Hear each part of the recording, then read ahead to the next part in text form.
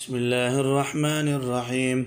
قل من كان عدوا لجبريل فإنه نزله على قلبك بإذن الله مصدقا لما بين يديه وهدى وبشرى للمؤمنين.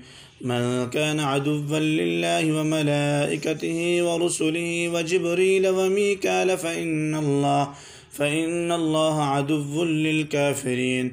ولقد أنزلنا إليك آيات بينات وما يكفر بها إلا الفاسقون.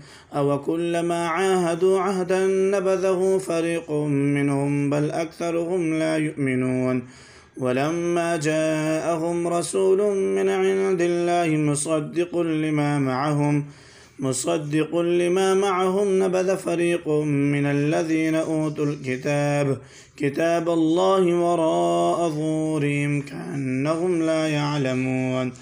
واتبعوا ما تتلو الشياطين على ملك سليمان وما كفر سليمان ولكن الشياطين كفروا يعلمون الناس السحر وما أنزل على الملكين ببابل هاروت وماروت وما يعلمان من أحد حتى يقولا إنما نحن فتنة فلا تكفر فيتعلمون منهما ما يفرقون به بين المرء وزوجه وما هم بضارين به من أحد إلا بإذن الله ويتعلمون ما يضرهم ولا ينفعهم ولقد علموا لمن اشتراه ما له في الآخرة من خلاق ولبئس ما شروا به أنفسهم لو كانوا يعلمون.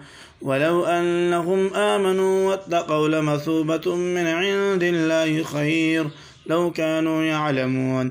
يا أيها الذين آمنوا لا تقولوا راعنا وقولوا انظرنا واسمعوا وللكافرين عذاب أليم.